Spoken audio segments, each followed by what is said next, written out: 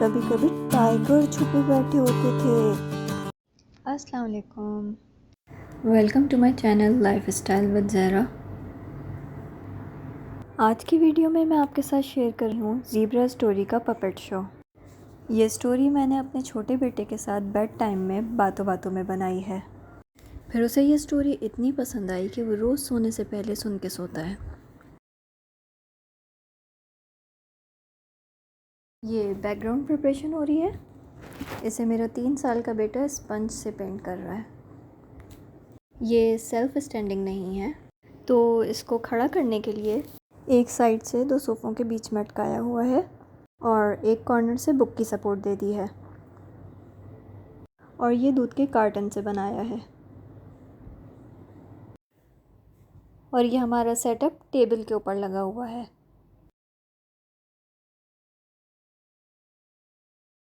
یہ ہم نے اسٹوری کے کریکٹر کے پپٹس بنائے ہیں۔ یہ آن لائن ڈیزائن دیکھ کے بنائے ہیں۔ ٹائگر،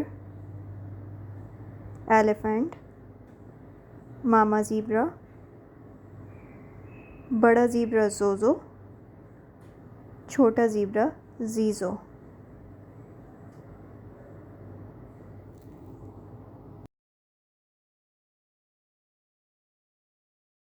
اور آبجیکٹ ریکوائرڈ ہیں، ان میں گھاس ہے۔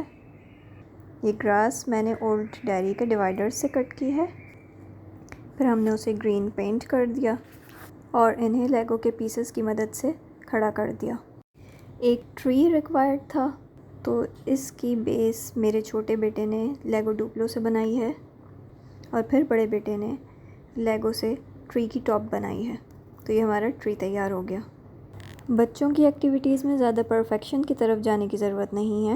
مین پرپس اس میں انہیں انوالو کرنا ہے کہ وہ پارٹیسپیٹ کریں اور انجوائے کریں۔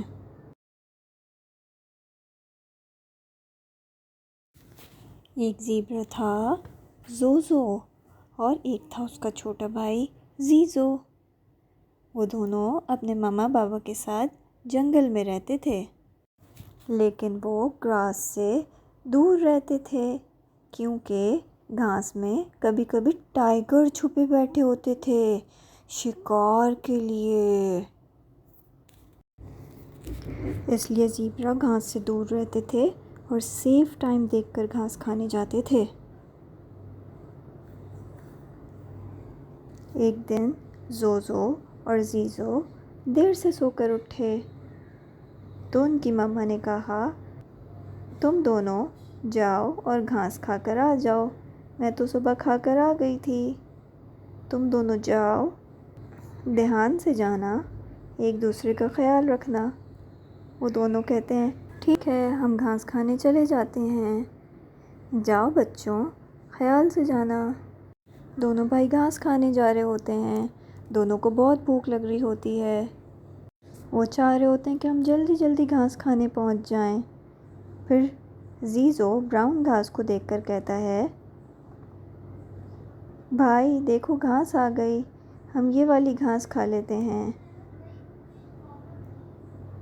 زوزو کہتا ہے، یہ گھاس صحیح نہیں ہے، ہم آگے جا کر کھائیں گے۔ نہیں نا بھائی، یہی والی کھا لیتے ہیں۔ زوزو کو بہت بھوک لگ رہی ہوتی ہے، تو اسے غصہ آ جاتا ہے، وہ کہتا ہے، ٹھیک ہے، تم یہ والی گھاس کھا لو، میں آگے جا رہا ہوں۔ وہ سمجھتا ہے زیزو پیچھے پیچھے آ جائے گا، اور وہ آگے چلا جاتا ہے گھاس کھانے۔ پھر جب زوزو گھاس کھا کر پیچھے مڑ کر دیکھتا ہے تو اس کا چھوٹا بھائی نہیں ہوتا، وہ پریشان ہو جاتا ہے۔ پھر وہ سوچتا ہے کہ وہ یقیناً وہی براؤن والی گھاس کھا رہا ہوگا۔ وہ واپس پلٹتا ہے اور براؤن والی گھاس کی طرف جاتا ہے اور دیکھتا ہے اس کا چھوٹا بھائی وہاں بھی نہیں ہوتا، وہ اور پریشان ہو جاتا ہے۔ پتہ نہیں میرا چھوٹا بھائی کہاں ہوگا، اس کے ساتھ کیا ہوا ہوگا، میں نے اسے اکیلا چھوڑ دیا، مجھے ایسا نہیں کرنا چاہیے تھا، اب مجھے ماما کو جا کے بتانا چاہیے، شاید ان کے پاس کوئی حل ہو کہ اب ہمیں کیا کرنا چاہیے۔ وہ واپس جا رہا ہوتا ہے کہ اسے درخت کے پیچھے سے کسی کے رونے کی آواز آتی ہے۔ وہ جا کر دیکھتا ہے تو زیزو بیٹھا رو رہا ہوتا ہے۔ زیزو، یہاں کیوں چھپے بیٹھے ہو؟ بھائی میں ڈر گیا تھا۔ کس سے ڈر گئے تھے؟ بھائی، میں نے ایک بہت خطرناک جانور دیکھا، وہ بہت بڑا تھا، اس کے بڑے بڑے کان تھے اور بہت بڑی سی ناک تھی، اور اس کے بڑے بڑے دانت بھی تھے، اور وہ جب چل رہا تھا تو ٹھپ ٹھپ آواز بھی آ رہی تھی، اور وہ ایک نہیں تھا، وہ بہت سارے تھے۔ تو میں ڈر گیا اور میں یہاں پیچھے چھپ کے رونے لگا۔ وہ تو ایلیفنٹ ہوتا ہے۔ ایلیفنٹ تو ہمیں نہیں کھاتا، وہ تو گھاس کھاتا ہے۔ بس ایک بات کا خیال رکھنا کہ جب وہ کہیں جا رہے ہوں تو ان کے راستے میں نہیں آنا، کیونکہ پھر تم ان کے پیروں کے نیچے دب سکتے ہو۔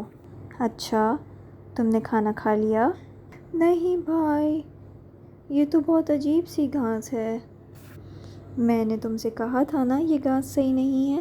چلو آؤ، میں تمہیں دوسری گھاس کھلا دیتا ہوں۔ پھر وہ دونوں گھاس کھاتے ہیں